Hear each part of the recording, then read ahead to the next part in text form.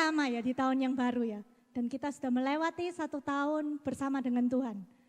Yuk kita mau sebelum masuk dalam puji-pujian kita mau berdoa ya.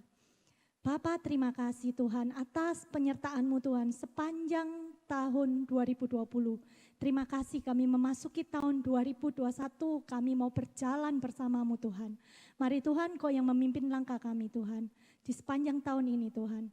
Kami rindu Tuhan sepanjang tahun 2021 ke belakang Tuhan sampai penghujung tahun Tuhan. Kami boleh selalu menyenangkan hati-Mu. Terima kasih Tuhan, terima kasih biarlah Engkau yang bertahta Tuhan. Dalam puji-pujian kami Tuhan. Kami serahkan Roh Kudus, Engkau pegang kendali, Engkau pegang alih semua pimpinan. Terima kasih Tuhan, biarlah Engkau berikan hati sukacita dalam hidup kami Tuhan. Sehingga kami bisa memuji-muji nama-Mu dengan bersorak-sorai. Dalam nama Tuhan Yesus, haleluya, amin. Amin. Pagi hari ini kita mau bersorak-sorai buat nama Tuhan karena ada kuasa di setiap pujian yang akan kita naikkan. Pagi hari ini kita mau meninggikan nama Yesus sebab Dia Allah yang perkasa, Dia Bapa yang kekal. Mari bersorak-sorai buat Tuhan. Haleluya. Boleh sama-sama kita bertepuk tangan buat Tuhan. Kita mau bersukacita karena Tuhan hadir di sini. Kita mau bersukacita karena Tuhan ada. Tuhan menara yang teguh. Katakan kota benteng. Kota benteng perlindunganmu. Sebab Dia Allah. Allah yang perkasa. Dia Bapa yang kekal. Gunung batu bersama tandu. Mari sama-sama katakan.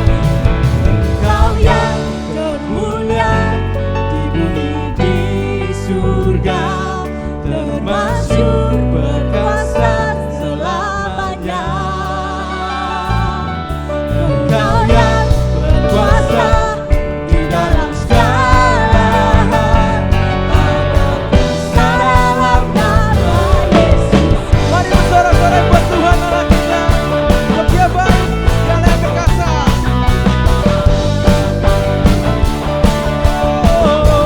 Mari katakan. Menara yang teguh. Sebab Dia kota benteng. Kota benteng perlindungan. Kami aman bersama-Mu Tuhan. Allah yang perkasa, Dia Bapa yang kekal. Gunung batu bersama Mari semua katakan. Engkau yang termulia di bumi di surga, termasyur berkuasa selamanya. Engkau yang berkuasa di dalam segala hal, ada kuasa dalam nama Yesus. Mari katakan nama. Nama di atas segala nama, nama yang telah membebaskanku. Amin. Segala kuasa tunduk pada nama itu. Yesus Tuhan segala Tuhan. Nama di atas. Nama di atas segala nama, nama yang telah membebaskanku. Mari bersorak. Segala kuasa tunduk pada nama. Siapa namanya? Yesus Tuhan segala Tuhan. Engkau yang Berkuasa. Engkau yang termulia di bumi di surga, termasyur berkuasa selamanya. Engkau yang berkuasa di dalam segala hal, ada kuasa dalam nama Yesus. Katakan ada kuasa. Ada kuasa dalam nama Yesus.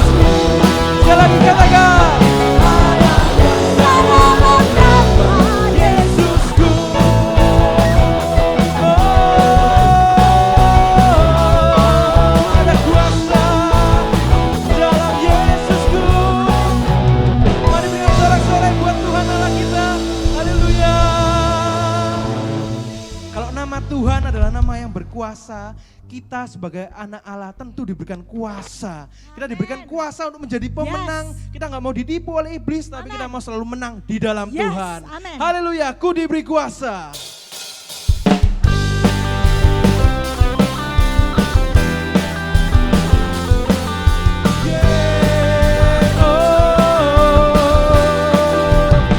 Mari katakan. Diberi kuasa, Raja mulia, menaklukkan musuh di bawah kaki. Ku pakai kuasa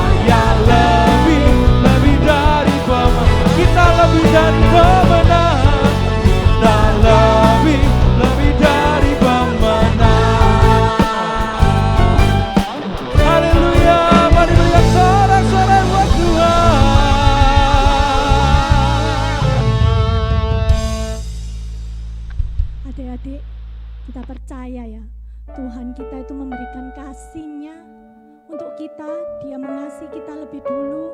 Bahkan sebelum kita ini baik, ya adik-adik ya. Kita belum baik, dia mengasihi kita. Kita lari dari Tuhan, Tuhan tetap mengasihi kita. Terus dia memanggil kita, dia mau menemukan kita, mencurahkan kasihnya sampai kita mau datang kepadanya ya. Sungguh ya, itu kasih yang luar biasa. Kasih Bapa kepada anak-anaknya.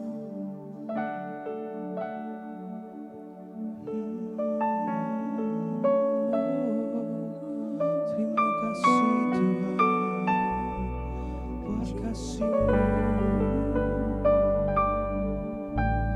Kasih yang sempurna telah ku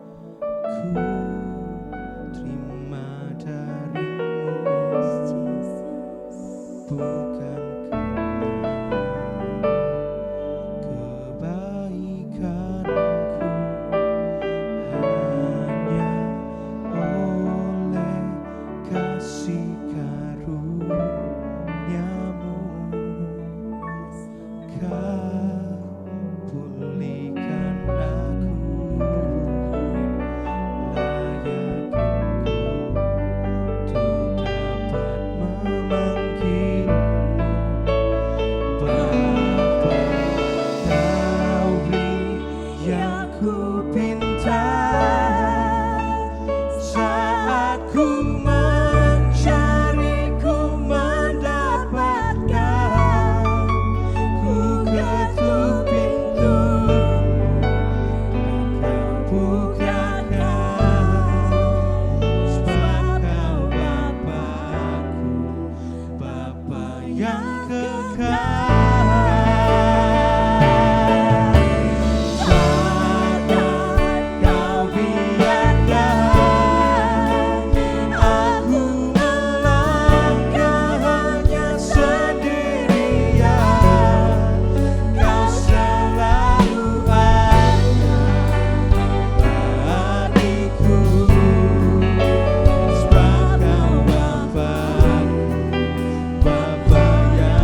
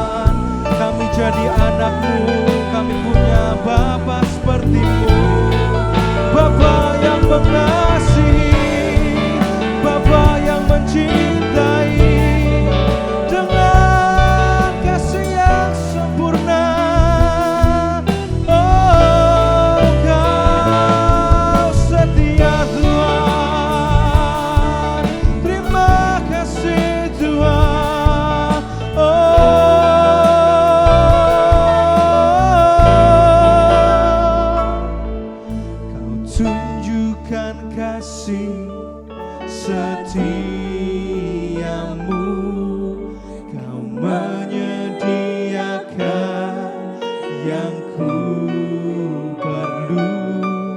Kau setia, Kau mulia, dulu, sekarang, dan selamanya. Kau tunjukkan kasih setiamu, Kau menyediakan yang ku perlu. Kau setia, Kau mulia, Bapa, Kau setia. Mari sama-sama angkat tanganmu dengan penuh syukur, katakan, tunjukkan kasih setiamu, Kau menyediakan yang ku perlu. Kau setia, Kau mulia, dulu, sekarang, dan selamanya. Kau tunjukkan kasih setiamu,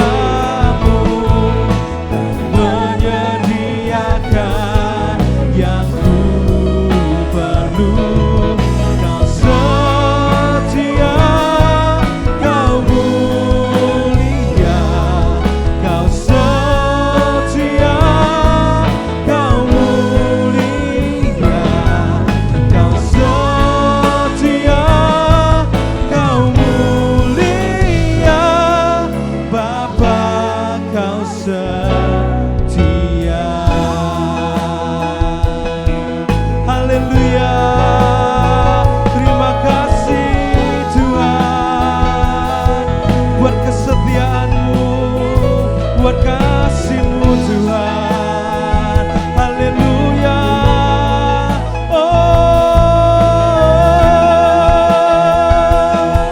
Terima kasih Tuhan, terima kasih Tuhan. Kami bersyukur punya Allah seperti-Mu. Kasih-Mu cukup buat kami. Kami bersyukur Tuhan. Kesetiaan-Mu dalam kehidupan kami sungguh kami rasakan Tuhan. Dari kecil Tuhan, dari muda kami belajar Tuhan, untuk Tuhan membalas cinta-Mu pada kami. Kami percaya Tuhan, kalau kami ada sampai saat ini itu semua karena anugerah-Mu, karena kebaikan-Mu Tuhan. Terima kasih untuk setiap pujian yang sudah kami naikkan Tuhan. Biar setiap kata-kata pujian yang keluar dari mulut kami Tuhan berasal dari hati kami yang terdalam. Kami menyanyikannya dengan penuh pengertian dan penuh dengan iman dan penuh dengan rasa syukur. Karena kami punya Allah seperti-Mu Tuhan. Saat ini kami mau duduk diam untuk mendengarkan firman-Mu. Persiapkan tanah hati kami supaya menjadi tanah yang subur untuk ditaburi kebenaran firman-Mu. Berkati dan tanda yang sebentar akan menyampaikan firman-Mu, biar kuasa Roh Kudus-Mu yang bekerja.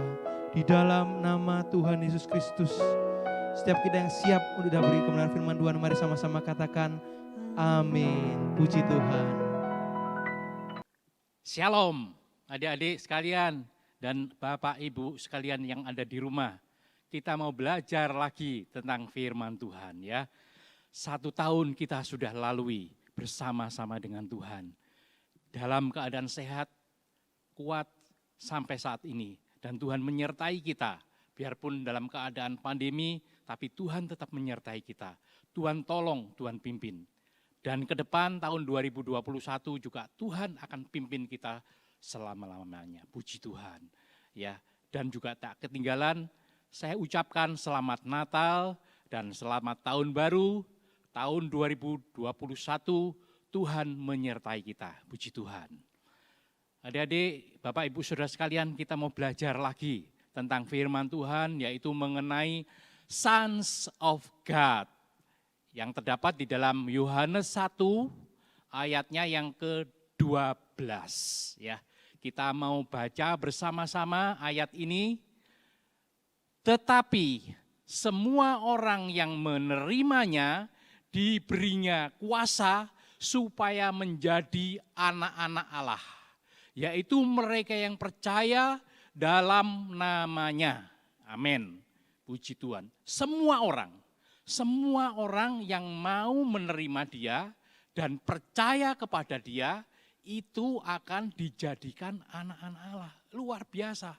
Sukacita luar biasa kalau kita misalnya mendapatkan satu hadiah yang besar, kita senang, sukacita. Apalagi mungkin lulus dari sarjana, mungkin kedokteran, mungkin insinyur, ekonomi, mungkin pangkatnya, jabatannya naik, ada sukacita, bersyukur sama Tuhan. Ya, itu hanya sedikit saja. Lebih-lebih kalau kita ini diangkat menjadi anak-anak Allah, itu luar biasa. Kalau kita mau diangkat anak oleh Allah, itu selalu ada sukacita dalam kehidupan kita. Tapi seringkali kita lihat, sudah biasa. Setiap orang Kristen ya disebut anak-anak Allah. Ya, sehingga kita ini seakan-akan sudah membiasakan diri, sudah disebut anak-anak Allah, sudah biasa, tidak ada pengalaman pribadi dalam kehidupan kita, nggak ada sukacita lagi. Tetapi kalau kita mengenal sungguh-sungguh pribadi Allah dan kita lekat dengan Tuhan, itu ada sukacita dalam hati kita. Dan sukacita itu melampaui dalam kehidupan kita. Sebab apa? Kita ini tahu menjadi atau diangkat atau diadopsi untuk menjadi anak-anak Allah itu hal yang luar biasa. Allah pencipta mau mengangkat kita. Kita ini siapa? Kok bisa diangkat menjadi anak Allah? Ya, kalau kita melihat yang pertama, orang berdosa dan jauh dari Allah itu tidak akan mungkin menjadi anak-anak Allah. Tidak ada seorang pun yang benar. Tidak ada, dalam Rom 3 ayat 10 dikatakan tidak ada orang yang benar. Ya, oleh sebab itu kenapa Tuhan mengangkat kita? Karena Tuhan kasih kepada kita. Yang kedua, orang yang berdosa tidak akan masuk surga. Seperti kita lihat dalam Wahyu 21 ayat yang ke-27, sesuatu yang najis tidak akan bisa masuk dalam surga. Kenapa Tuhan mau mengangkat kita menjadi anak-anak Allah? Karena apa? Karena Tuhan kasih, karena Tuhan mengasihi kita. Dia mau mengangkat kita. Asal syaratnya ada syaratnya tadi. Syaratnya itu menerima Dia dan percaya akan Dia. Haleluya. Nanti akan kita periksa lagi prosesnya untuk menjadi anak-anak Allah itu bagaimana. Ya. Yaitu yang pertama, kita ini diproses menjadi anak-anak Allah untuk apa? Untuk percaya dan menerima Dia, Yesus. Yang kedua, yaitu tidak meringankan atau menyepelekan atau menggampangkan ya anugerah Allah tentang hak kesulungan. Ya, kita akan bahas dua subbagian ini dan kita akan perinci satu persatu. Bagaimana kita percaya, bagaimana kita menerima Yesus sebagai juru selamat kita. Yang pertama, yaitu kita lihat di sini, percaya dan menerima Dia. Orang yang mau percaya kepada Dia itu mesti mengaku dengan mulut dan percaya dalam hati bahwa Yesus adalah Tuhan, bahwa Allah membangkitkan Dia dari antara orang mati, maka kamu akan diselamatkan. Jadi yang pertama itu percaya. Percaya itu dengan apa? Percaya itu harus dengan mulut, mengakui. Jadi setiap saat kita percaya pada Tuhan, kita tahu kita harus mengakui Tuhan, itu harus mengaku. Jadi bersaksi kepada orang lain. Kalau misalnya, saya percaya kepada sesuatu. Jadi kita menceritakan pada orang lain, kita harus mengakui, membuat keputusan bahwa kita menerima Dia. Ini penting juga kalau kita misalnya ada di peradilan atau yang menjadi saksi dan sebagainya, saya mengakui, saya menerima Dia dan sebagainya. Itulah yang diinginkan oleh Allah.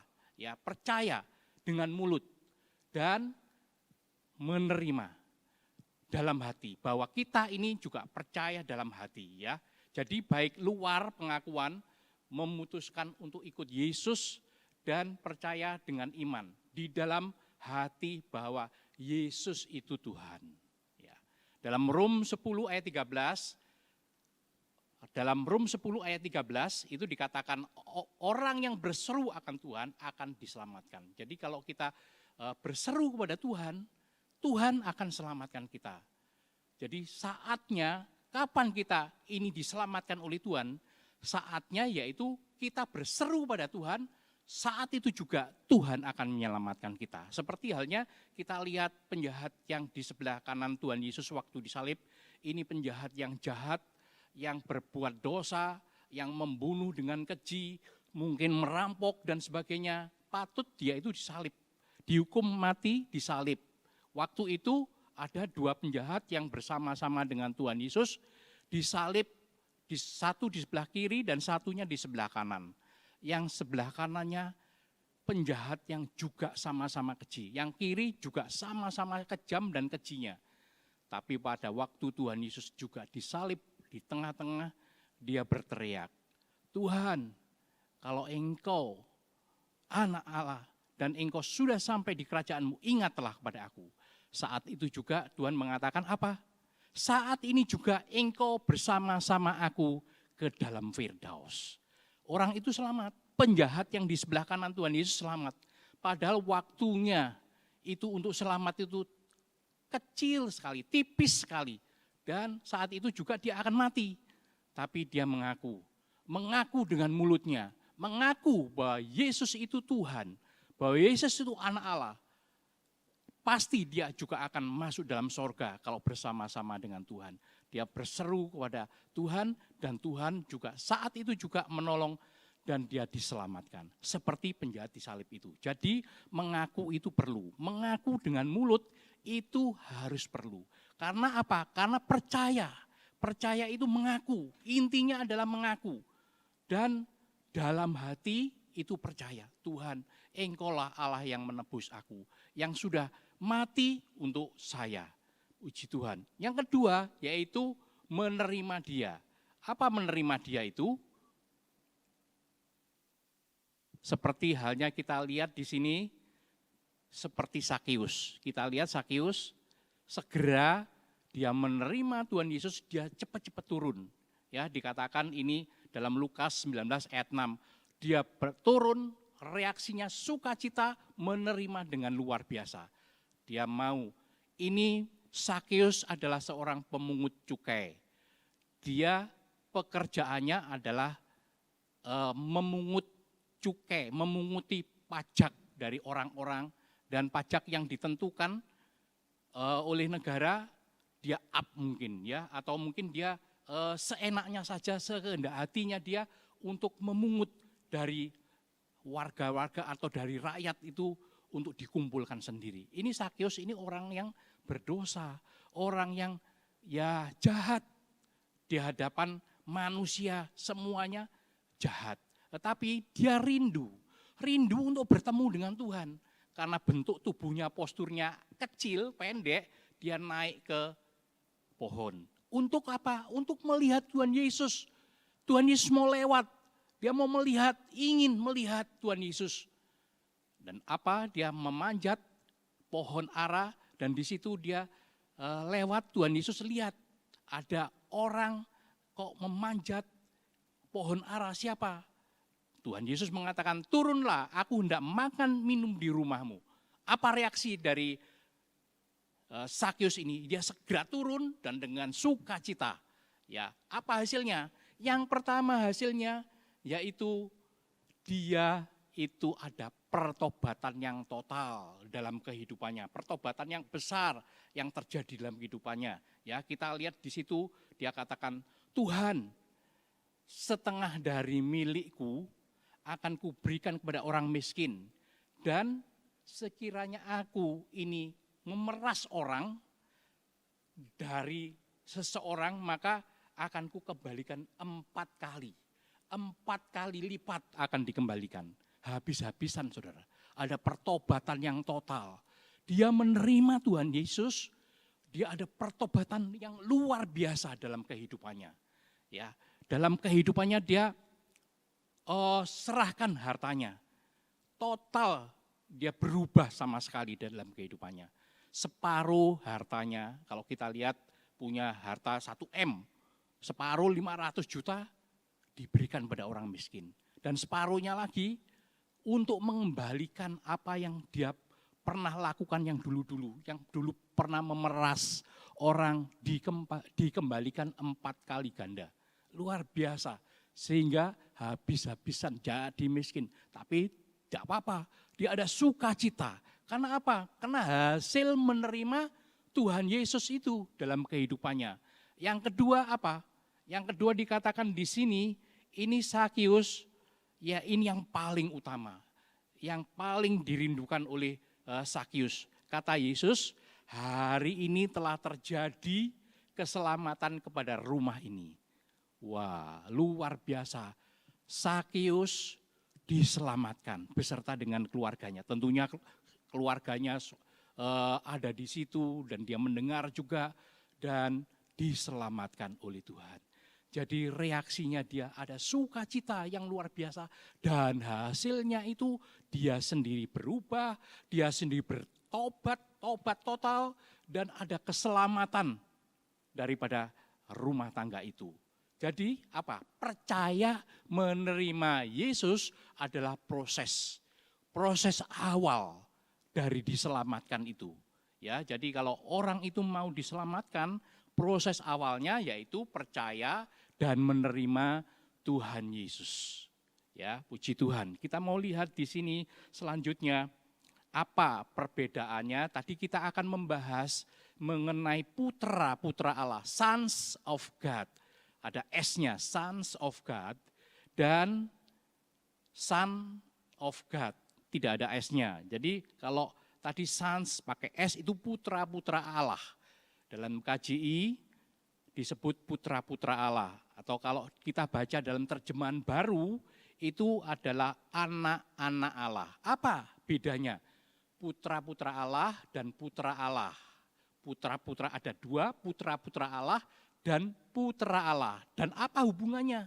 Kita mau lihat ya hubungannya antara putra-putra Allah dan putra Allah. Kita lihat di sini yaitu mengenai putra-putra Allah. Yang pertama putra-putra Allah itu adalah manusia, ya kita sebagai manusia atau orang-orang yang percaya kepada Allah. Atau dalam bahasa Inggrisnya sons, ya. Dan KJI itu sons ada S-nya, sons of God. Seperti kita yang baca ayat emasnya tadi, Yohanes 1 ayatnya yang ke-12 tadi. Atau juga sama dengan anak-anak Allah. Atau sama dengan putra-putra Allah. Atau the children of God. Dalam Matius 5 ayat 9 dikatakan bahwa orang yang membawa damai itu akan disebut anak-anak Allah atau putra-putra Allah. Ya. Terus apa dengan putra Allah sendiri?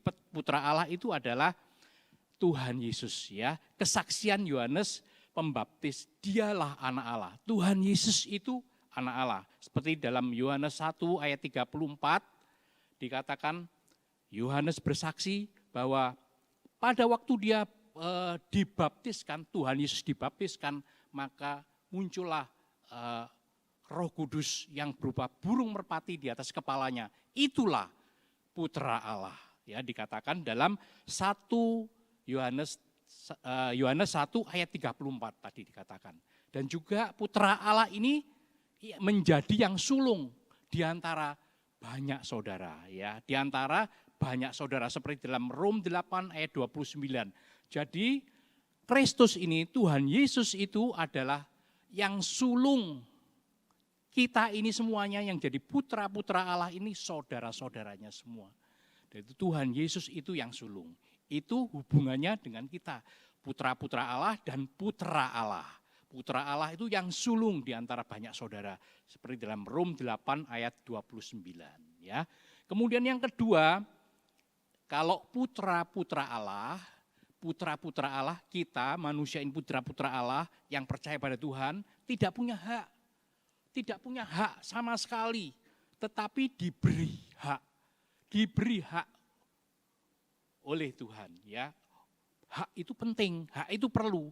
Kalau kita misalnya punya hak atas tanah, berarti kita memiliki tanah tersebut. Punya buktinya apa? Buktinya itu sertifikat tanah. Kita punya tanah itu, punya hak. Nah, di sini kalau dikatakan kita ini putra-putra Allah, itu tidak punya hak sebetulnya. Dalam 1 Yohanes 3 ayat 1 dikatakan, dikaruniai, diberi. Kita ini diberi oleh Tuhan sebutan sebagai anak-anak Allah. Jadi tidak punya hak, diberi oleh Tuhan hak menjadi anak-anak Allah. Kalau putra Allah itu bedanya dan hubungannya itu punya hak.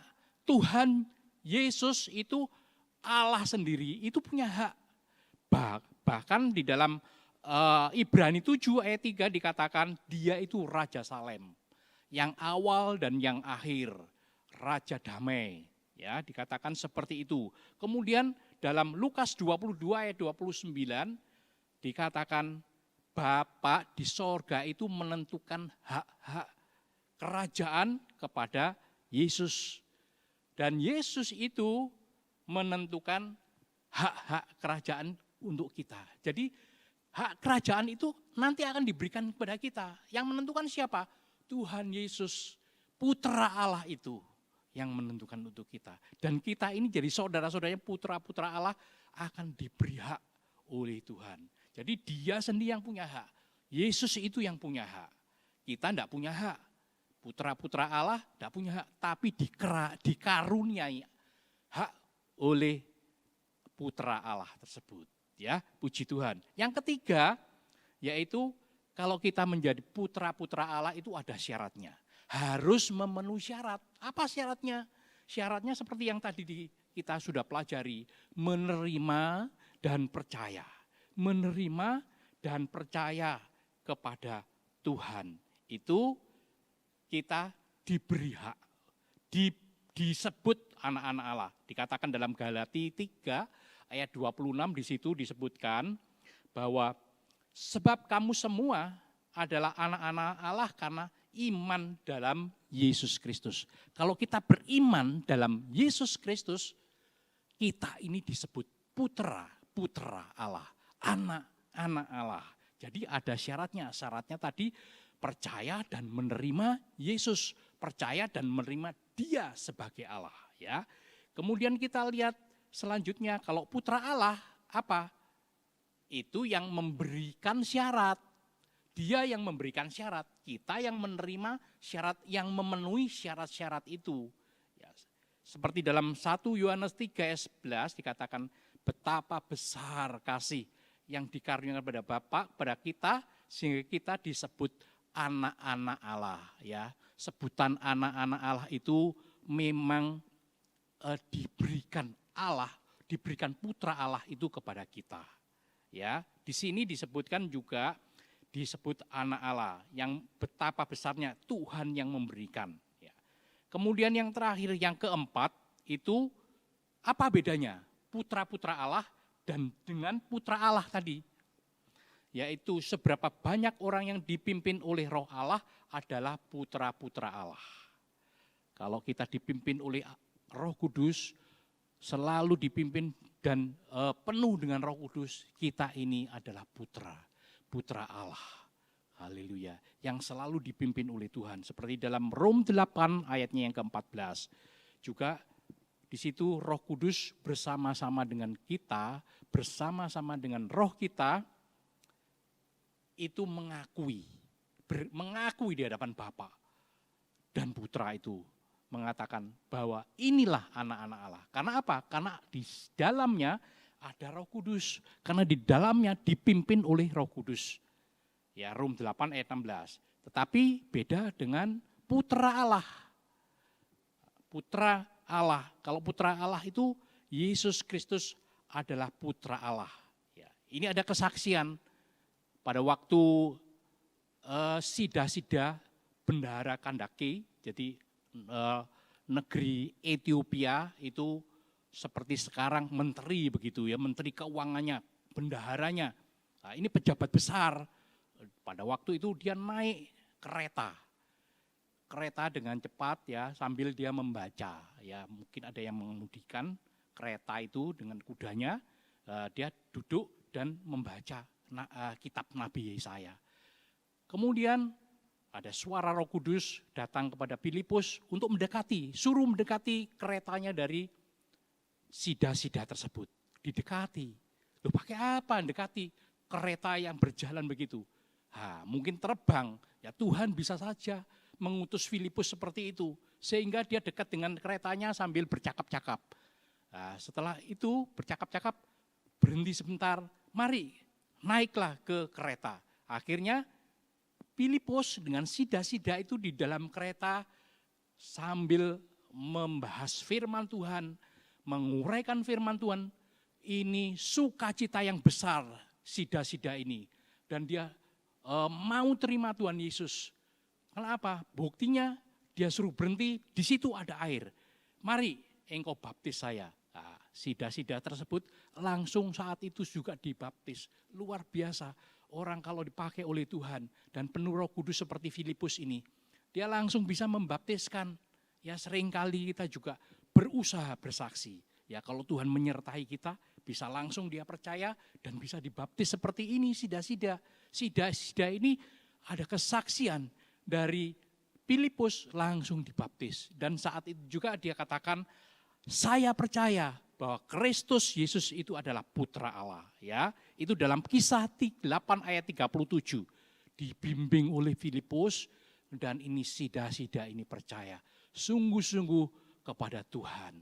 Haleluya. Dan saat itu juga Filipus langsung sudah hilang di hadapan sida-sida ini. Luar biasa, dia sudah tidak perhatikan lagi.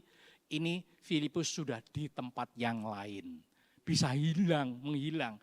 Ini keajaiban luar biasa ya dari Filipus yang dikerjakan oleh Allah.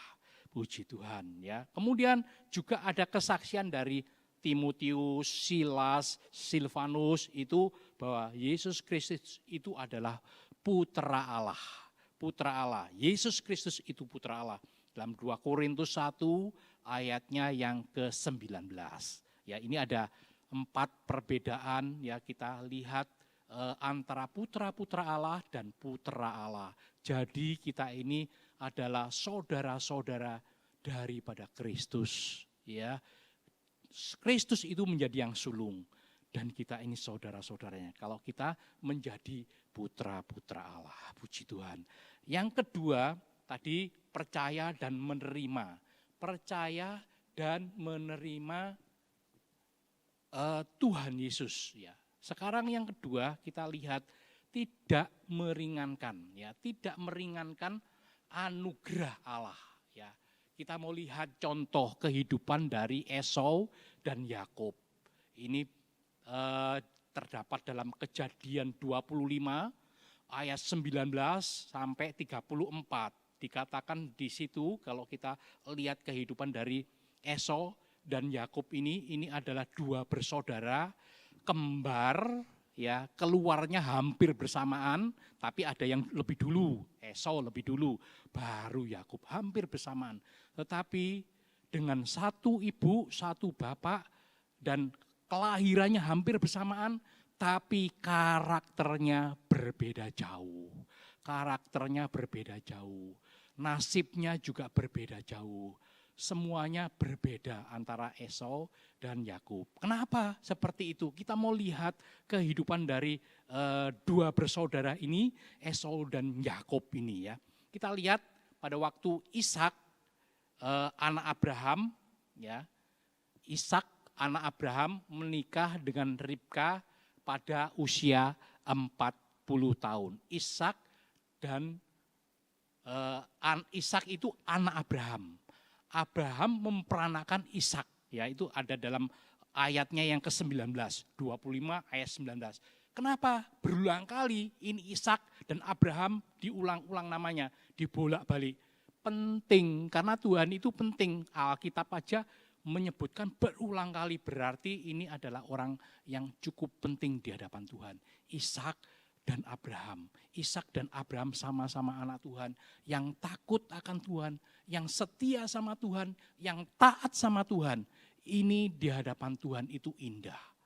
Orang yang indah di hadapan Tuhan disebut oleh Tuhan itu berulang kali, puji Tuhan, ya. Kemudian kita lihat di sini Ishak menikah, ya, dia menikah dengan Ribka pada usia 40 tahun. Usia yang cukup dalam zamannya. Kalau zaman sekarang, zaman kita sekarang ini ya sudah terlalu tua ya untuk menikah, sudah 40 tahun itu. Apalagi kalau perempuan, dia biasanya kan umur 25,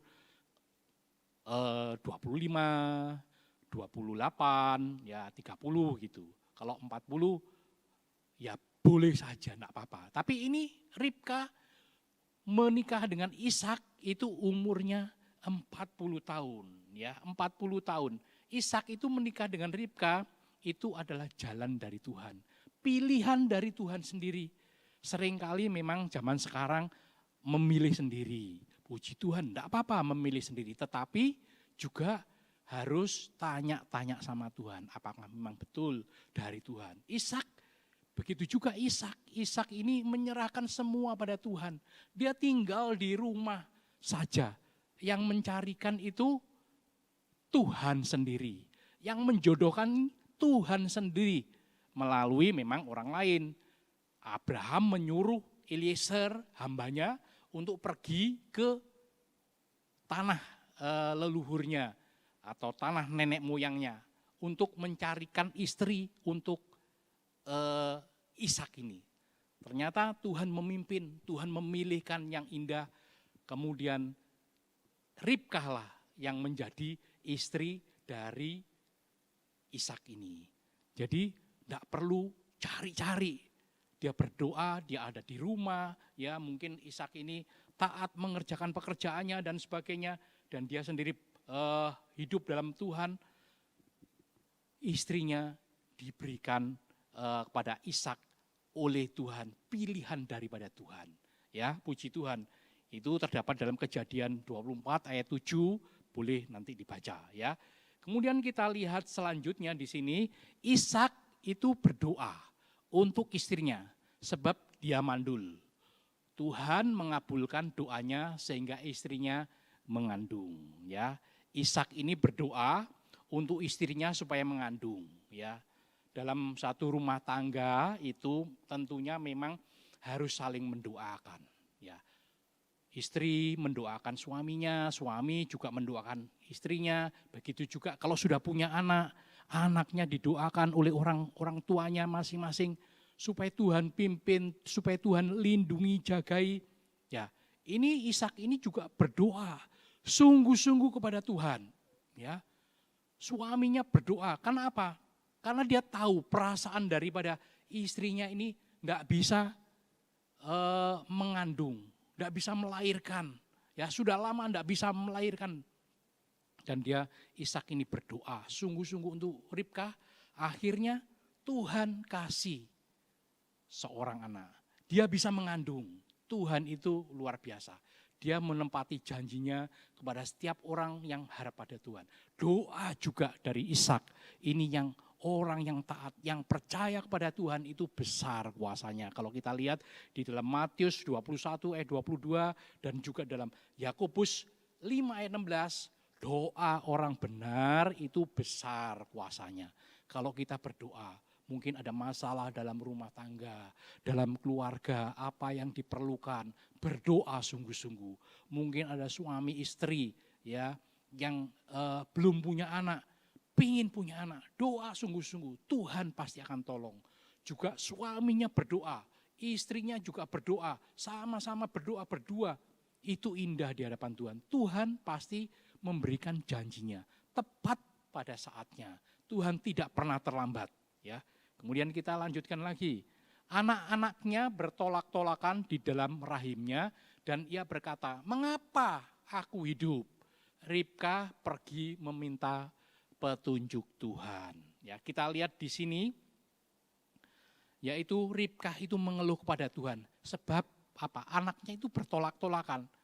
Ya, kalau kita lihat cerita dari ibu-ibu yang melahirkan, yang mengandung begitu, yang mengandung anaknya dalam kandungannya, kalau sudah agak besar itu kelihatan ya, ada mungkin perutnya kena kakinya di sini, ya mungkin apalagi di dalam kandungan Ribkah ini ada dua orang, dua bayi yang ada dalam kandungannya ini, sehingga dia bertolak-tolakan, tentunya ya sakit atau bagaimana, sampai dia mengeluh kepada Tuhan.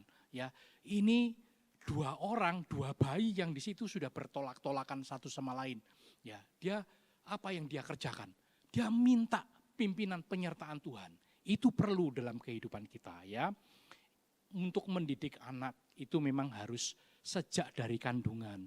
Itu sudah tahu, anak itu sudah mengerti, sudah ada di dalam kandungan itu sudah tahu kalau dia disayang oleh orang tuanya, dielus. Kadangkala juga ibu itu perlu bicara dengan bayinya yang ada di dalam ini. Sudah tahu ini, ya bayi itu sudah tahu. Buktinya apa? Pada waktu Elisabeth mengandung, dikunjungi oleh Maria. Maria itu ibunya Yesus. Yesus belum lahir. Ya, ini Elisabeth mengandung. Kemudian dia datang di situ, diberi salam oleh Maria. Ini anak meloncat. Ya, di dalam kandungannya, tetap ada dalam kandungan, tapi terasa kayak seperti meloncat. Nah, ini sukacita Elisabeth. Oh, dikunjungi oleh ibu dari Tuhanku.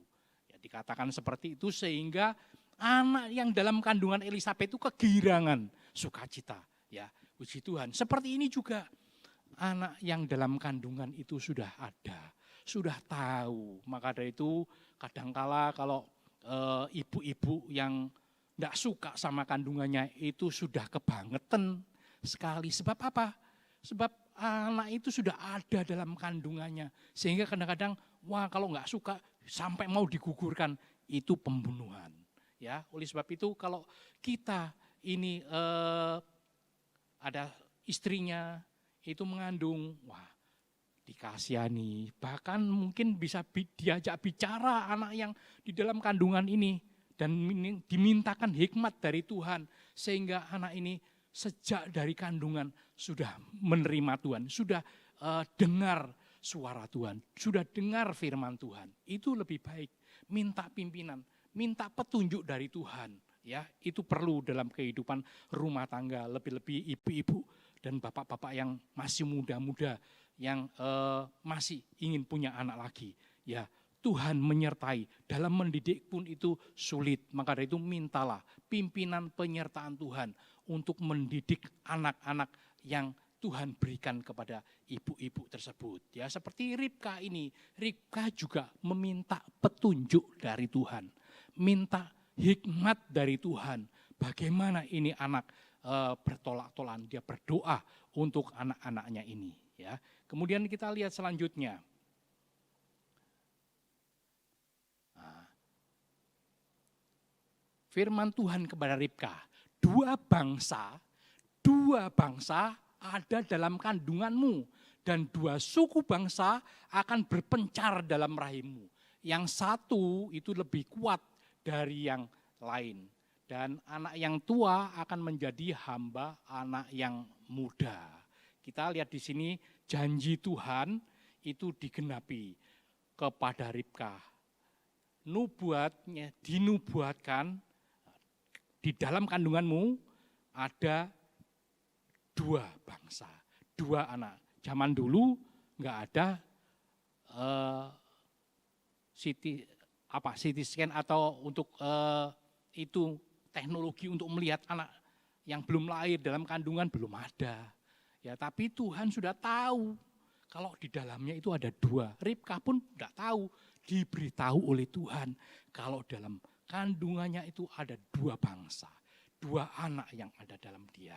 Ya, kita lihat janji Tuhan itu buat anak-anaknya ditepati. Begitu juga kalau kita lihat janji Tuhan begitu banyak, ya 33.000 janji-janji Tuhan yang ada dalam Alkitab ini. Ini untuk anak-anak Allah. Ini untuk putra-putra Allah. Untuk kita. Haleluya. Supaya kita ini memegang janji-janji Tuhan. Dan janji-janji Tuhan itu pasti digenapi. Seperti ini Ribka. Ribka juga seperti itu. Dinubuatkan di dalam kandunganmu itu ada 2 suku bangsa berpencar dalam rahimmu. Yang satu lebih kuat. Dan yang muda itu akan menjadi berkuasa atas yang tua. Ya, kita lihat janji Tuhan digenapi dalam anak-anak Tuhan. Kemudian kita lihat selanjutnya, setelah genap hari bersalin keluarlah anak yang kembar. Yang pertama warnanya merah, seluruh tubuhnya seperti jubah berbulu. Dinamai Esau. Yang kedua, memegang tumit Esau, dinamai Yakob. Keluarlah setelah harinya bersalin, ini Ribka melahirkan 2 anak kembar. Yang satu Esau dan satunya dinamakan Yakob. Nah, kemudian kita melihat di sini anak sulung yang bernama Esau itu warnanya merah. Loh kok lain? Besar, ya merah. Kemudian yang satunya itu kecil, Yakobnya lebih kecil. Dan mereka amat berbeda, keduanya masih belum tahu apa jadinya nantinya. Ya, kita lihat kemudian yang selanjutnya mengenai ini setelah besar, kita lihat di sini berbeda sekali. Esau menjadi orang yang pandai, berburu, suka tinggal di padang. Sedangkan Yakob seorang yang tenang, yang suka tinggal di kemah. Ini 2 orang bersaudara berlainan karakternya. Berlainan kesukaannya masing-masing. Kebiasaannya juga berlainan. Kalau Esau sukanya keluar. Ya mungkin keluyuran, berburu gitu. Suka tinggal di padang-padang. Tapi kalau Yakob suka tinggal di rumah. Di kemah. Ya bersama orang tuanya. Bersama Ribka, bersama dengan Ishak di dalam rumah. Karena pergaulan yang jahat itu bisa merusak kelakuan yang baik. Seperti kita lihat dalam 1 Korintus 15 ayat 33. Sebab Esau ini bergaulnya keluar terus berburu dan sebagainya. Sehingga dia itu memilih pilihan hidupnya itu keras. Hal-hal yang keras, yang jahat, berburu, mengejar hewan-hewan liar di hutan dan sebagainya. Dia tidak takut. Nah, inilah akhirnya dia juga terjerumus dalam pergaulan-pergaulan yang buruk. Lain dengan Yakob. Yakob itu tinggal di rumah, tinggal bersama dengan Ribka dan Ishak. Dia selalu dengar nasihat dari orang tuanya dan menuruti orang tuanya. Ya, ini berbeda sekali 2 bersaudara ini. Kita lihat selanjutnya, Ishak sayang kepada Esau. Sebab ia suka makan daging buruannya. Sedangkan Ribka itu kasih kepada Yakob. Nah, ini 2 orang ini, orang tua itu sangat menentukan bagi pertumbuhan dan maupun perkembangan rohani dari anak-anak. Ini orang tua beda-beda, ya membedakan mana yang ia sukai masing-masing. Ishak menyukai Esau karena dia suka makan daging buruannya, hasil buruannya itu dimasak kemudian diberikan pada orang tuanya. Wah, seneng. Ini yang menjadi kesukaannya dia, makan sekenyangnya dan kemudian dia mengasihi Esau. Sedangkan Ribka beda lagi, dia mengasihi kepada Yakob yang suka tinggal di rumah, suka membantu dia, suka mendengar nasihat-nasihat dari orang tua. Ini orang tua salah dalam mendidik. Kedua-duanya tidak boleh membedakan. Ada punya 2 orang anak, tapi membedakan satu sama lain, itu tidak boleh. Lebih-lebih, wah ini anak pinter, dikasih sama orang tuanya. Ini anak kurang pinter, nggak dikasih, ya nomor 2 saja. Nggak boleh. Dalam satu rumah tangga, satu keluarga, mungkin ada anak 3, anak 4, semuanya sama. Semuanya sama-sama dikasih, semuanya sama-sama dipelihara, dididik dalam Tuhan. Itu indah, pemeliharaan yang indah.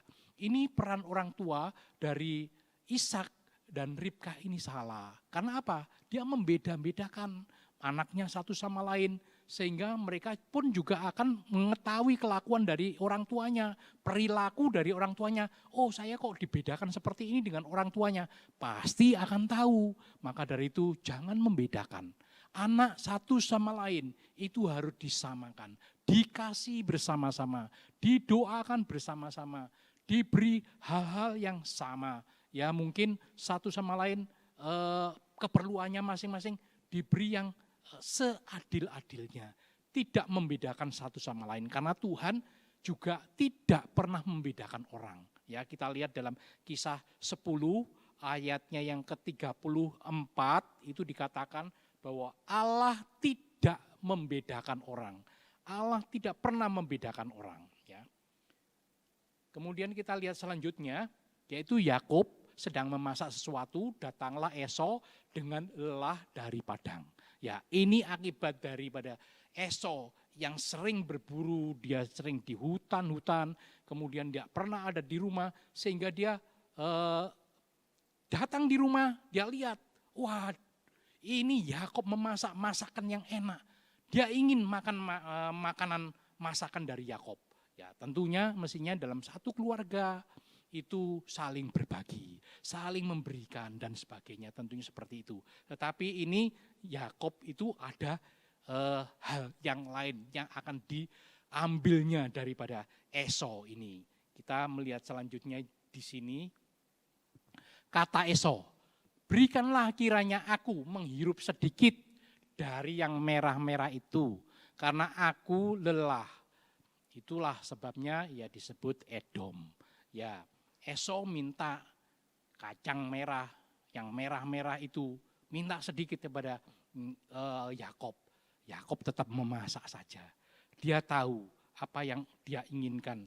Kemudian dia bilang kepada Esau, dia katakan seperti ini, kata Yakub, jualah dahulu kepadaku hak kesulunganmu. Sahut Esau, sebentar lagi aku akan mati. Apakah gunanya bagiku hak kesulungan itu? Dia katakan, kalau begitu ya sudah tukar saja atau juallah hak kesulunganmu kepada saya.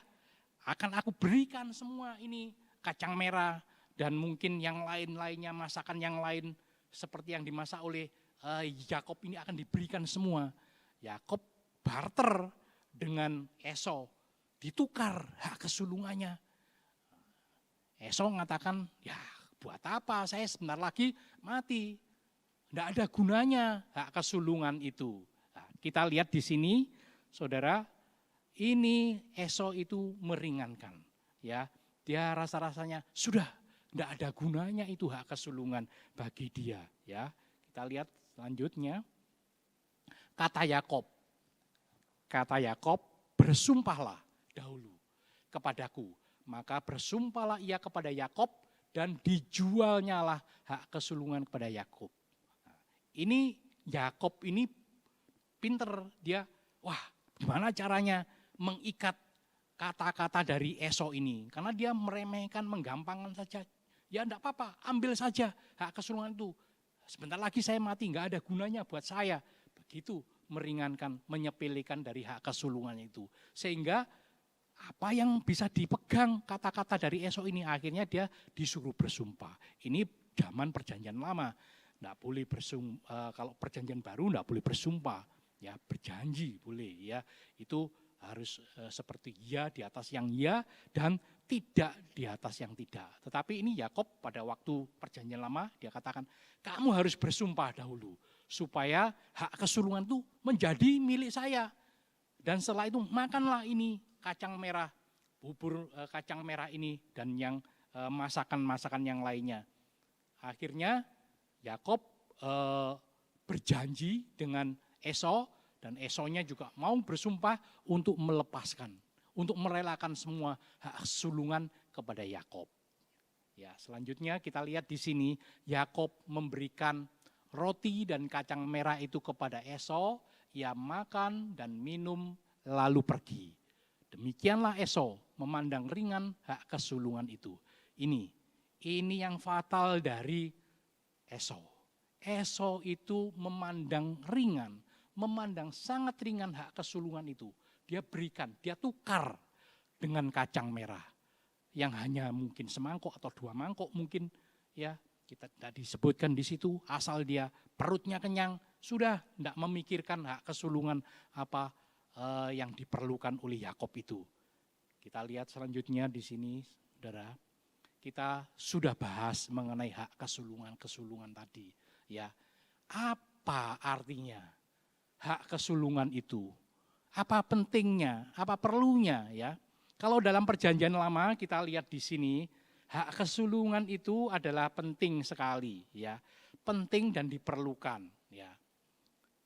Yang pertama kita bahas sedikit mengenai arti hak kesulungan itu. Kalau dalam Keluaran 13 ayat 12 dikatakan, anak sulung orang Ibrani itu menjadi milik Allah. Anak sulung, setiap anak sulung itu menjadi miliknya Allah. Keluaran 13 ayat 12 dikatakan seperti itu. Juga binatang-binatang itu yang lahir lebih dulu, yang pertama yang sulung itu untuk Tuhan. Untuk kemuliaan Tuhan, diambil oleh Tuhan, menjadi milik Tuhan. Ya, jadi anak sulung orang Ibrani itu menjadi milik Allah. Wah, kalau jadi milik Allah enak. Miliknya Allah pencipta, luar biasa. Pasti sukacita, pasti mau. Nah, yang kedua, akan menerima warisan 2 kali ganda banyaknya. Putra sulung atau anak sulung itu menjadi pewaris yang berlipat-lipat warisannya. 2 kali ganda diberikan kepada anak yang sulung. Dalam Ulangan 21 ayatnya ke-17 ya dikatakan di situ, anak yang sulung itu mewarisi 2 kali ganda dari harta orang tuanya. Jadi, wah, kalau warisannya diberikan 2, itu haknya hak kesulungan. Hak sulung itu akan menerima 2 kali ganda. Dan yang ketiga, kita mempunyai berkat khusus, ya. Mempunyai berkat khusus dari bapaknya. Anak sulung itu punya berkat lain lagi. Tidak hanya berkat hak kesulungan saja, tapi diberi berkat lagi oleh bapaknya. Hak khusus atau warisan khusus atau berkat khusus untuk anak yang sulung tadi. Itu seperti dalam Kejadian 27 ayat 33 ayat 36. Itu berkat itu diberikan pada anak yang sulung, ya. Kemudian yang terakhir, yang keempat itu mempunyai kekuasaan tertentu di kalangan saudara-saudaranya. Anak yang tertua, anak sulung itu mempunyai kekuasaan, ya artinya itu punya hak terhadap saudara-saudaranya yang lain di bawahnya. Seperti Ruben itu mempunyai kuasa pada saudara-saudaranya waktu itu. Contohnya waktu Yusuf mau dimasukkan, mau dibunuh, Ruben bilang, jangan dibunuh. Nah, Ruben ini kata-katanya istilahnya mandi pada saudara-saudaranya. Ya, dituruti oleh saudara-saudaranya. Jadi dia mempunyai seakan-akan kekuasaan tertentu di kalangan saudara-saudaranya. Jadi hak kesulungan itu dalam perjanjian lama itu penting. Maka dari itu Yakub mengincar, Yakub ingin sekali hak kesulungan itu. Dia berusaha sedemikian rupa sehingga mendapatkan hak kesulungan itu. Ya, itu hak kesulungan. Ini dalam perjanjian lama seperti itu, tapi dalam perjanjian baru beda. Artinya, arti rohani dari perjanjian baru itu adalah anugerah terbesar, itu adalah pengorbanan Yesus di kayu salib, yaitu keselamatan bagi kita. Ya, hak kesulungan itu keselamatan bagi kita. Karena apa? Karena Yesus anugerah yang terbesar diberikan oleh Allah kepada kita. Yaitu dengan dikorbankannya anaknya yang tunggal, supaya kita bisa selamat, kita bisa diselamatkan. Itulah hak keseluruhan kita ya. Maka dari itu jangan menyepelekan, jangan meringankan. Itu pemberian, itu anugerah yang diberikan Allah pada kita. Jangan disepelekan, jangan diremehkan. Apa itu hak kesulungan ya? Itu adalah keselamatan. Keselamatan itu jangan diremehkan. Kalau diremehkan nanti kita akan celaka ya. Dalam Filipi 2 ayat 12 dikatakan di situ, yaitu kerjakanlah keselamatanmu dengan takut dan gentar. Jadi keselamatan yang sudah kita miliki oleh anugerah Allah, pemberian Allah itu kita pegang baik-baik, kita kerjakan baik-baik, kita pegang baik-baik keselamatan itu. Jangan sampai hilang. Bisa hilang keselamatan itu. Hak kesulungan itu bisa hilang. Seperti Esau ini. Kalau seperti Esau ini bagaimana kehidupannya? Wah, repot. Jadi kita lihat selanjutnya, jangan meremehkan. Jangan meremehkan. Jadi kita terima hak kesulungan yang kita percaya. Maka janganlah kita punya nafsu rendah seperti Esau ya, yang menjual hak kesulungan, meremehkan hak kesulungan itu.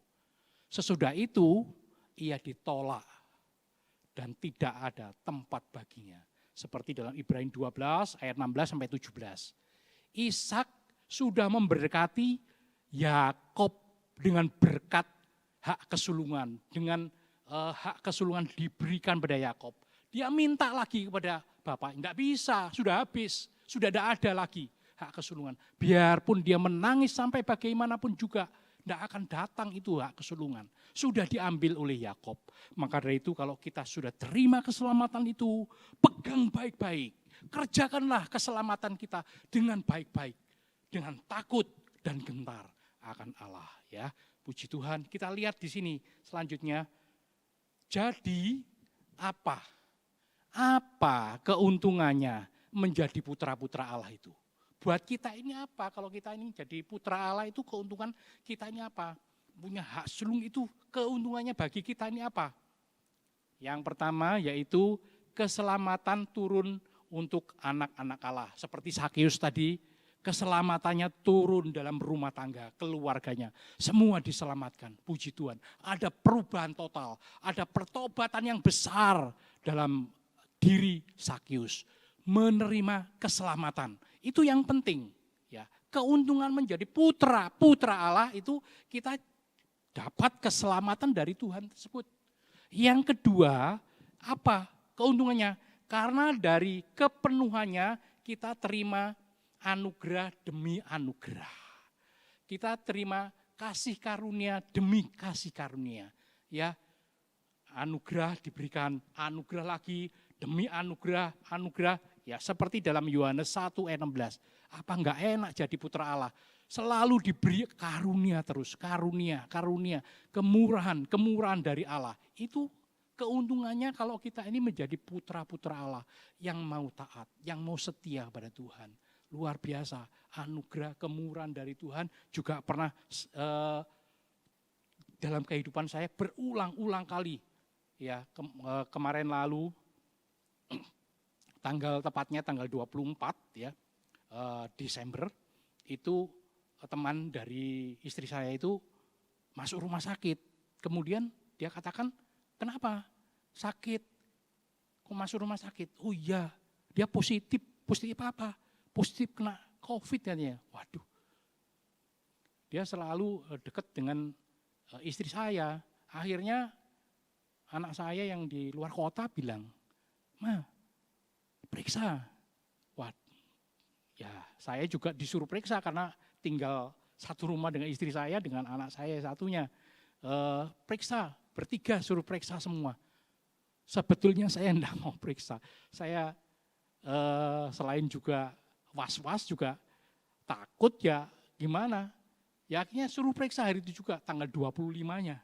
Lah ada 25 mana ada rumah sakit atau klinik yang buka, enggak ada semua. Tanya-tanya akhirnya ada satu di barat sana. Jauh di rumah sakit barat sana, Nasional Hospital ya. Waktu itu ya sudah jam 7 kita ke sana, berangkat ke sana, saudara. Dan di tes swab PCR itu ya. Dan akhirnya hasilnya besoknya antrinya bukan main. Ya banyak orang minggu-minggu ya karena bukanya cuma satu itu banyak dari jam 7 kita dapat antrian jam 10 baru dipanggil. Wah ya sudah enggak apa-apa karena sudah diharuskan untuk tes. Ya kita kembali jam 11 sampai rumah. Saudara itu akhirnya Tuhan itu memberi kemurahannya buat kita. Apa? Ya kita tahu sendiri. Hasilnya ya negatif, saudara. Jadi kami bertiga, istri saya dan anak saya, semuanya negatif. Puji Tuhan. Itu anugerah demi anugerah, kemurahan Allah diberikan. Ya biarpun dekat dengan orang yang terkena, tapi Tuhan tolong. Tapi pun yang terkena, kalau kita ini anak Tuhan, jangan takut. Ya Tuhan itu beri kuasa. Tuhan akan sembuhkan. Pegang janji Tuhan. Anugerah diberikan pada saudara. Diberikan pada kita. Diberikan pada saya. Semuanya diberikan. Anugerah demi anugerah. Itu untuk putra-putra Allah. Ya, puji Tuhan. Yang ketiga, Roh Kudus akan menjadi saksi kita bahwa kita ini anak-anak Allah dalam Rom 8 ayat 16. Roh Kudus bersama dengan roh kita ini bersaksi bahwa kita inilah anak-anak Allah. Kita punya saksi yang hebat, luar biasa Roh Kudus. Itu yang menjadi saksi kita. Kalau kita punya saksi aja di dunia ini untuk mungkin perkara apa, wah ini saksinya pandai dan valid dan sebagainya. Wah, sudah senang. Apalagi kita ini punya Roh Kudus yang menjadi saksi kita. Ya, itu menjadi saksi kita bahwa kita ini adalah anak-anak Allah. Ayat yang selanjutnya yang 17, anak Allah akan jadi ahli waris janji-janji Allah. Janji-janji Allah dalam firman Tuhan, dalam Alkitab itu menjadi bagian kita. Janji-janji Allah itu akan digenapi kepada kita kalau kita memegang terus firman Tuhan. Janji-janji Allah akan diberikan kepada anak-anak Allah itu. Ada 33.000 janji. Dan mungkin ada lebih janji-janji yang mungkin tidak tertulis dalam Alkitab yang akan diberikan pada kita. Karena Tuhan mengatakan apa yang tidak dilihat oleh mata dan diangan-angan oleh hati itu akan diberikan kepada orang yang berharap padanya, yang mengasihi, yang cinta padanya. Ya. Ayat yang ke-19, Rom 8 ayat 19 juga dikatakan, anak-anak Allah itu akan dinyatakan dalam kemuliaan. Luar biasa. Kalau dinyatakan dalam kemuliaan itu apa? Itu biasanya diberikan oleh raja-raja waktu dilantik. Wah, kemuliaan ada pada raja itu. Kita nanti juga akan dinyatakan dalam kemuliaan Allah. Itu untuk putra-putra Allah. Kemuliaan akan dapat kita terima. Oleh karena apa? Kita jadi anak-anak Allah. Ya, yang terakhir, umat Allah, dunia kita umat Allah akan disebut anak-anak Allah yang hidup. Ya, the children of the living God. Dalam Rom 9 ayat 26. Kita umat-umat Allah dijadikan anak-anak Allah yang hidup. Ya, the children of the living God. Itulah ya, kita akan jadi anak-anak Allah yang hidup. Kesimpulannya yang terakhir yaitu kita ini menjadi anak-anak Allah itu adalah pilihan. Ya, pilihan hidup kita. Kalau memilih Yesus, selamat, mulia bersamanya. Dan anak-anak Allah itu mau pikul salib. Tidak hanya diangkat, diberi anugerah oleh Allah, menerima, percaya, dia diberi anugerah oleh Allah. Tidak. Tapi kita juga harus mau pikul salib. Ya, menjadi Allah, menjadi anak-anak Allah itu luar biasa. Heran buat kita. Ya, Allah itu baik buat kita. Puji Tuhan. Firman Tuhan cukup sekian, kita mau nyanyikan satu pujian. Bapa Surgawi, ajar aku mengenal Engkau.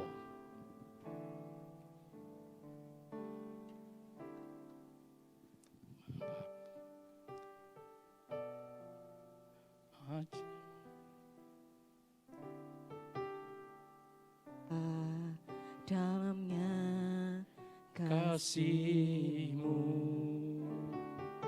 Bapa surgawi, buatku mengerti betapa kasih-Mu padaku.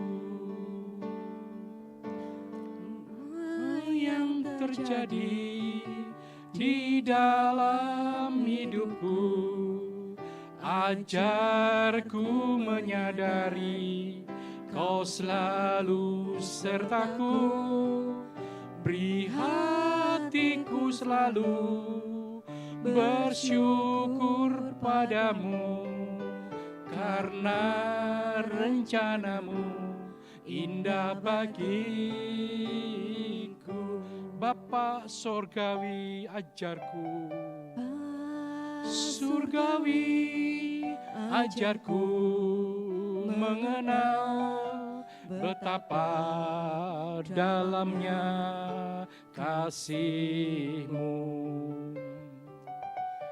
Bapa surgawi, buatku mengerti betapa kasih-Mu padaku. Semua yang terjadi di dalam hidupku, ajarku menyadari Kau selalu sertaku, beri hatiku selalu bersyukur padamu, karena rencanamu indah bagiku. Semua yang terjadi di dalam hidupku, ajarku menyadari Kau selalu sertaku, beri hatiku selalu bersyukur padamu, karena rencanamu indah bagiku.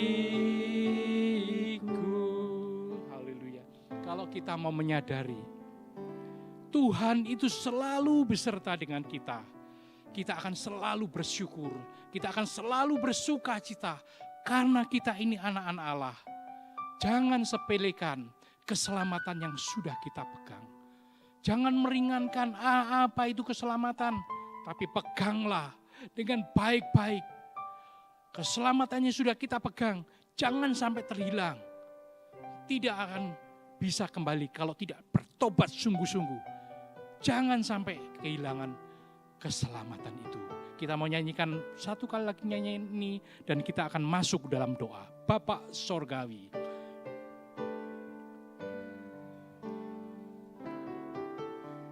Bapa Surgawi, ajarku mengenal betapa dalamnya kasih-Mu.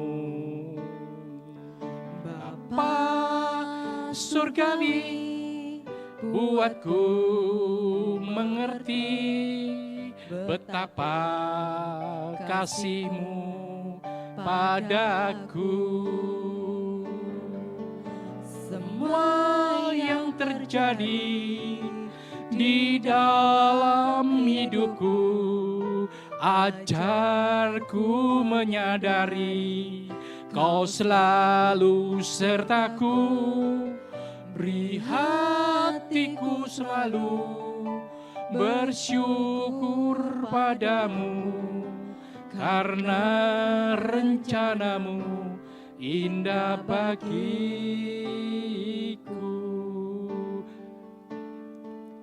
Semua yang terjadi di dalam hidupku, ajarku menyadari Kau selalu sertaku, beri hatiku selalu bersyukur padamu, karena rencanamu indah bagiku. karena rencanamu, karena rencanamu indah bagiku, karena rencanamu indah bagiku. Haleluya. Bapa kami yang bertahta dalam kerajaan sorga, di dalam nama Tuhan kami Yesus Kristus, Tuhan terima kasih. Tuhan kami telah belajar, Tuhan mengenai Engkau, mengenai kami putra-putra Allah Tuhan.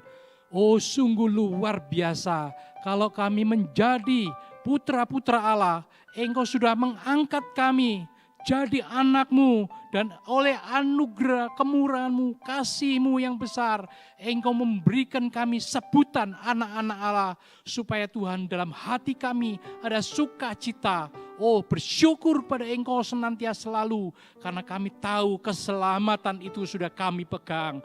Dan kami Tuhan akan kerjakan Tuhan keselamatan itu dengan takut dan gentar akan Engkau. Terima kasih Tuhan Yesus, terima kasih. Kami serahkan dalam tangan-Mu, Engkau memberkati setiap kami anak-anak-Mu ya Tuhan, yang telah mendengar firman Engkau. Dan oh Tuhan kami boleh sampaikan pada orang lain Tuhan. Oh Tuhan yang dunia semakin hari semakin gelap ini, Tuhan Engkau tolong. Tuhan Engkau berkati juga Tuhan untuk mata pencarian setiap anak-anak-Mu masing-masing dalam oh Tuhan sekolahnya, biarpun oh Tuhan melalui daring Tuhan, Engkau tolong setiap anak-anak-Mu Tuhan untuk belajar masing-masing di rumah dengan oh Tuhan pimpinan dan penyertaan-Mu, tolong berkati Tuhan. Juga Tuhan Engkau tolong Tuhan untuk bangsa dan negara kami yang sekarang ini Tuhan berusaha untuk mengendalikan oh Tuhan pandemi COVID-19 ini Tuhan. Supaya Tuhan Engkau tolong, Engkau pimpin Tuhan. Berikan pimpinan hikmat akal budi yang dari sorga. Oh kebijaksanaan dan keadilan. Oh Tuhan untuk pemimpin-pemimpin kami. Dari Bapak Presiden Tuhan sampai pejabat-pejabat yang terendah. RT, RW Tuhan berkati semua Tuhan. Pimpinanmu, penyertaanmu Tuhan. Oh Tuhan kami tahu Tuhan, pasti Tuhan akan tolong, oh Tuhan bangsa dan negara kami ini, oh Tuhan terluput Tuhan dari pandemi ini Tuhan, karena kami tahu Tuhan janji-Mu Tuhan, untuk setiap anak-anak-Mu itu akan digenapi. Terima kasih Tuhan Yesus, terima kasih, kami serahkan semua dalam pimpinan tangan-Mu, dan pada akhirnya kami mintakan berkat kasih-Mu ya Bapa. Anugerah-Mu Tuhan kami Yesus Kristus, dan dalam pimpinan persekutuan Roh Kudus-Mu menyertai kami, memimpin, memelihara, menjagai kami dengan pimpinan, dengan kuasa, dengan buah roh hari ini dan sampai selama-lamanya, sampai Engkau datang kembali yang kedua kalinya. Di dalam nama Tuhan kami Yesus Kristus kami sudah beralas semua doa ini. Haleluya. Amin. Puji Tuhan, selamat ketemu kembali untuk minggu depan. Ya, Tuhan memberkati.